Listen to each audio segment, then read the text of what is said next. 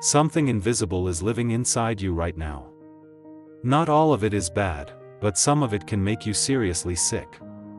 And the only thing standing between you and those dangerous invaders are tiny chemical weapons called antibiotics. But here's the twist. These same antibiotics that save lives every single day can also stop working completely if we misuse them. Think about that for a second.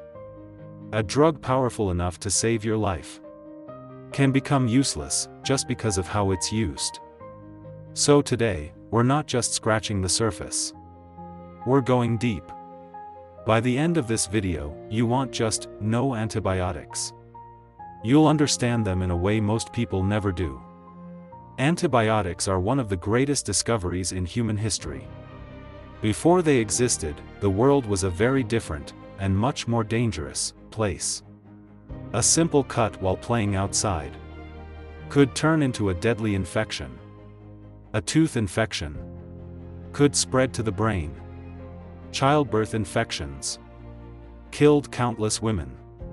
There was no reliable way to stop bacteria once they entered the body. Then came a turning point in 1928.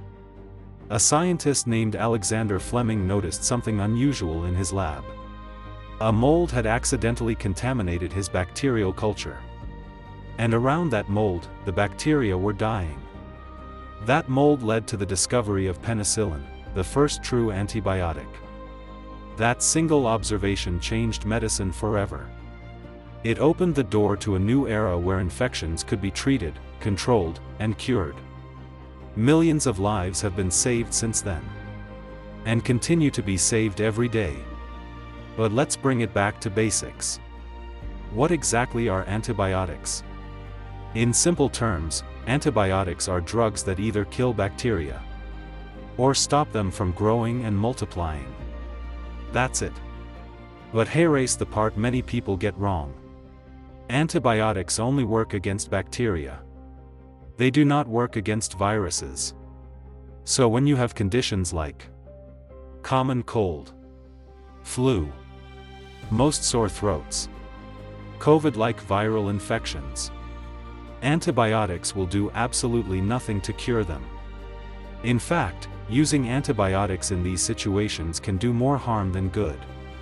Because every unnecessary use is training bacteria to become stronger. Now let's step inside your body for a moment. Imagine bacteria as tiny invaders. Once they enter your body, they start multiplying rapidly. One bacterium becomes 2. 2 becomes 4. 4 becomes thousands. Then millions. And as they multiply, they release toxins, damage tissues, and trigger inflammation. That's when you start to feel sick, fever, pain, swelling, weakness. Now this is where antibiotics come in. Different antibiotics attack bacteria in different ways. Let's break it down simply. Some antibiotics target the cell wall of bacteria. Bacteria have a protective outer layer that keeps them intact. When antibiotics destroy that wall, the bacteria can't survive, they literally burst open and die. Other antibiotics go after protein production. Every living cell needs proteins to function. Some antibiotics block the machinery bacteria use to make these proteins. Without proteins, bacteria cannot grow or repair themselves. Some antibiotics attack DNA replication. They interfere with how bacteria copy their genetic material. So even if they don't die immediately, they can't reproduce, and eventually, they die off. Others block metabolic pathways, the internal chemical processes bacteria need for survival. So instead of one weapon, antibiotics are like a full army, with different units, each attacking in a unique way. Now let's talk about classification, because not all antibiotics are the same. This is where things start getting more clinical. But I'll keep it simple. First, we have bactericidal antibiotics. These are the killers. They directly destroy bacteria. Once they act, the bacteria die. Examples include penicillins and many cephalosporins. Then we have bacteriostatic antibiotics. These don't kill bacteria immediately. Instead, they stop bacteria from growing and multiplying, giving your immune system time to step in and clear the infection. Examples include tetracyclines and macrolides. Both types are useful, it just depends on the situation. Now let's go deeper into the major classes. Penicillins. These are among the oldest antibiotics, but still widely used today. They work by breaking down the bacterial cell wall. They are commonly used for infections like throat infections, skin infections, and some respiratory infections. Cephalosporins. These are closely related to penicillins but often have a broader range. They are used for more serious infections and come in different generations, each stronger and more targeted. Macrolides. These include drugs like azithromycin. They are commonly used for respiratory infections and are especially useful for people allergic to penicillin. Tetracyclines. These are broad-spectrum, meaning they act against many types of bacteria. They are used for acne, respiratory infections, and some sexually transmitted infections. Fluoroquinolones. These are powerful antibiotics that interfere with bacterial DNA. They are used for more complicated infections like urinary tract infections and some severe systemic infections. Aminoglycosides. Very strong antibiotics, often used in hospitals for life-threatening infections. However, they must be used carefully because they can affect the kidneys and hearing. Now here something many people don't realize. Your body is not sterile. In fact, you carry trillions of microorganisms, especially in your gut. This collection of microorganisms is called your microbiome. And many of these bacteria are actually good for you. They help digest food, produce vitamins, protect against harmful bacteria, and even support your immune system. But when you take antibiotics, especially broad-spectrum ones, they don't always discriminate. They kill both bad and good bacteria. That imbalance can lead to side effects like diarrhea, stomach upset, yeast infections, reduced immunity temporarily. That's why sometimes doctors recommend probiotics or yogurt during antibiotic treatment, to help restore healthy bacteria. Now let's talk about the most dangerous issue surrounding antibiotics today. Antibiotic resistance. This is not just a medical problem. It's a global crisis. Here's how it happens. When bacteria are exposed to antibiotics, most of them die. But a few may survive, because of natural mutations. Those surviving bacteria become stronger. They multiply and pass on their resistance. Over time, the antibiotic that used to kill them no longer works. And the more we misuse antibiotics, the faster this process happens. Misuse includes taking antibiotics without prescription, skipping doses, not completing the full course, using antibiotics for viral infections, using leftover drugs, buying antibiotics over the counter without proper guidance. Each of these actions is like training bacteria to become superbugs. And these superbugs are harder, more expensive, and sometimes impossible to treat. Now imagine a future not far away, not in movies but in real life. A future where something as simple as a routine surgery becomes dangerous.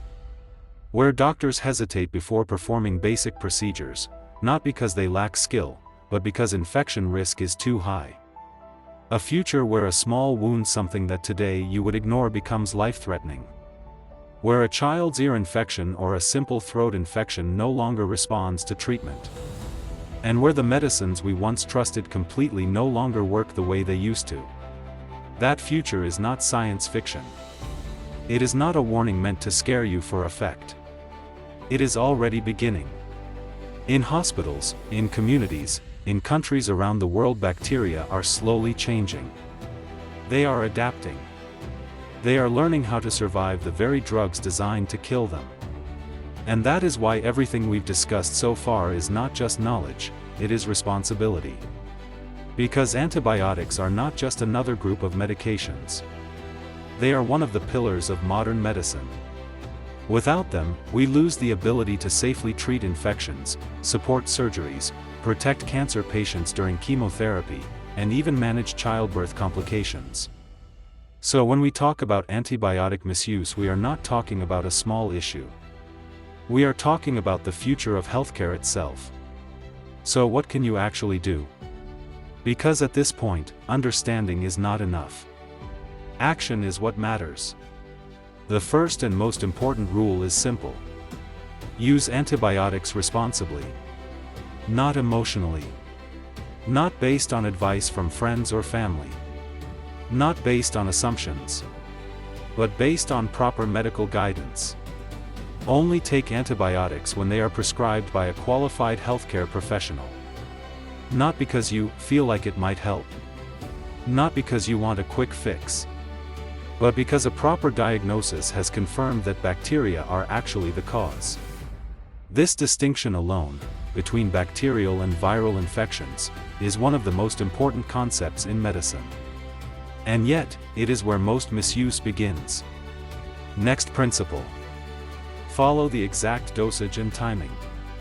Antibiotics are not like painkillers that you take when you feel like it. They are time-dependent or concentration-dependent medications. That means the way they work depends on maintaining consistent levels in your body.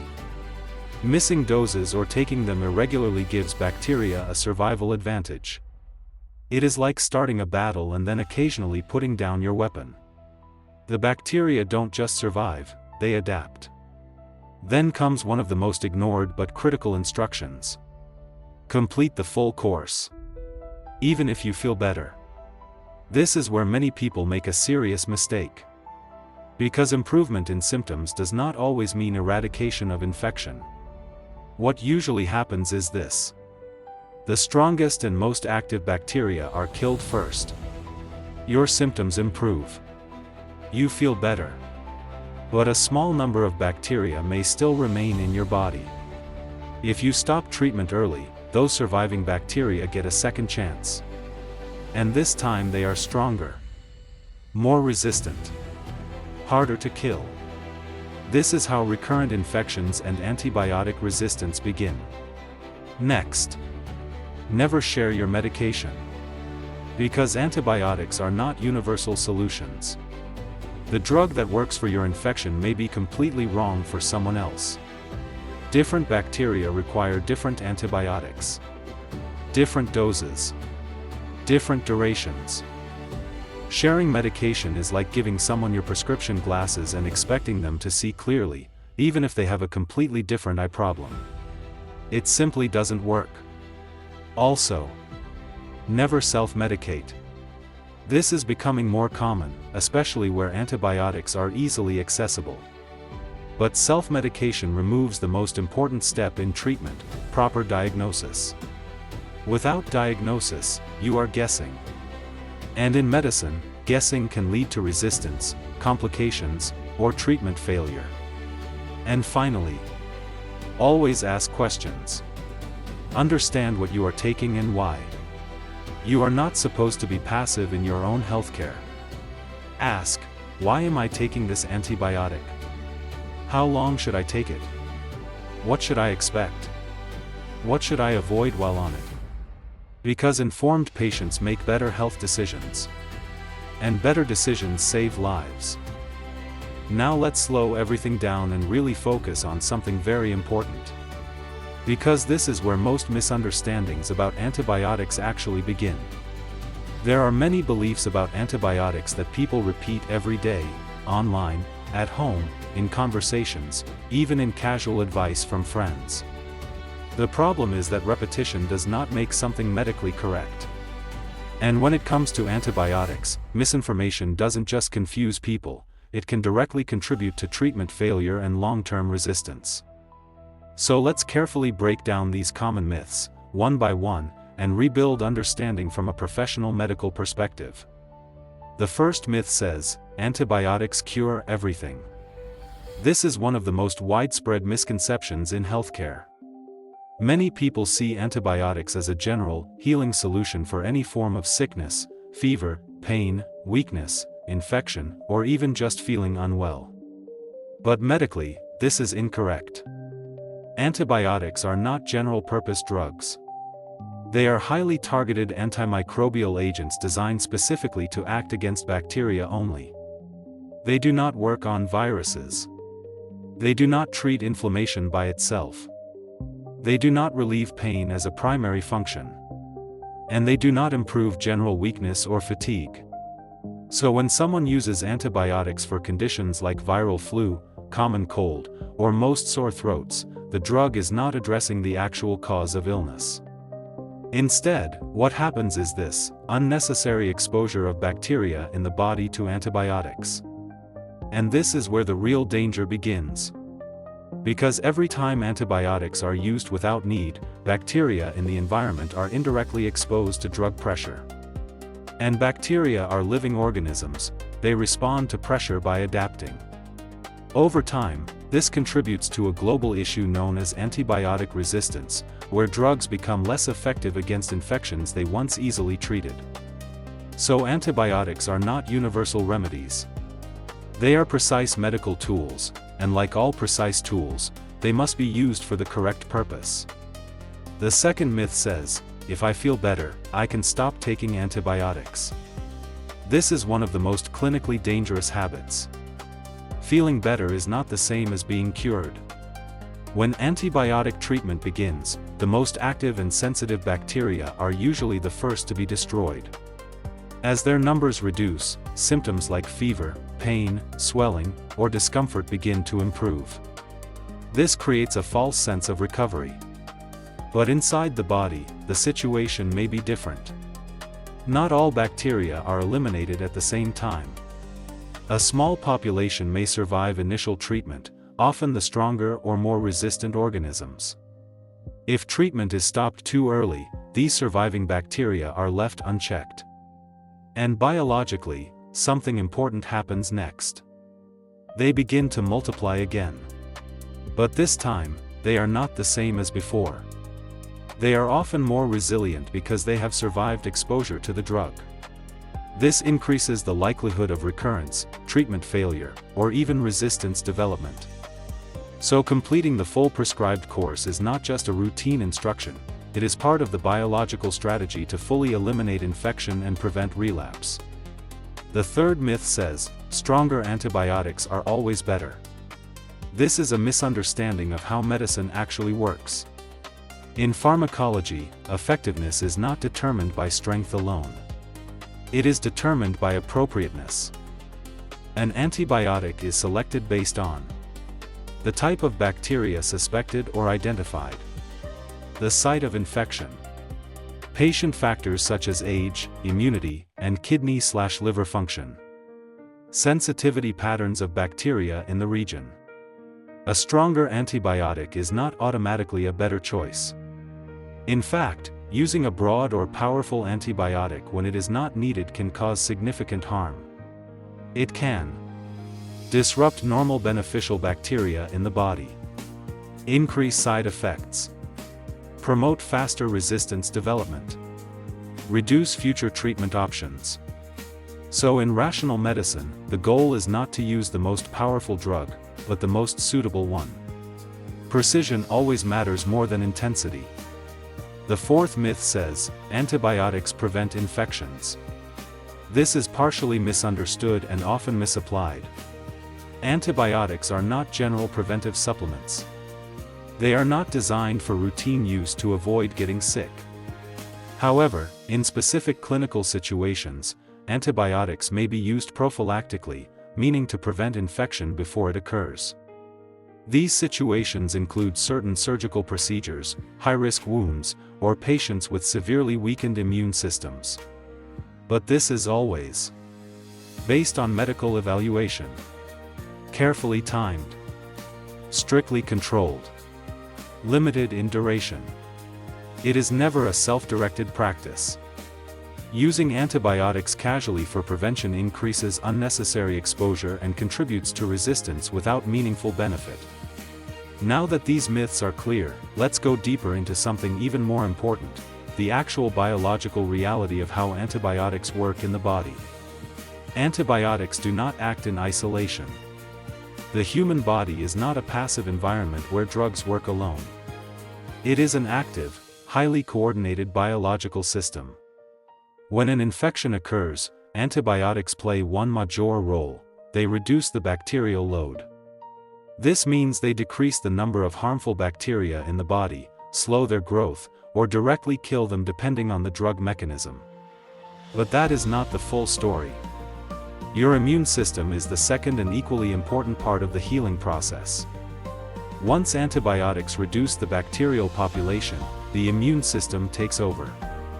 It identifies remaining pathogens, neutralizes residual bacteria, clears cellular debris, repairs damaged tissue, restores physiological balance. This is why antibiotics and immunity work together as a coordinated system rather than independent processes. This also explains why two people taking the same antibiotic may respond differently. Clinical outcomes depend not only on the drug, but also on the host. A person with strong immunity, good nutrition, adequate rest, low stress levels, may recover faster because their immune system efficiently completes the healing process. Meanwhile, someone with weakened immunity, chronic illness, poor nutrition, high physiological stress, may require longer treatment or additional medical support. So recovery is not just drug-dependent, it is biologically interactive. Now let's zoom out and look at the global situation.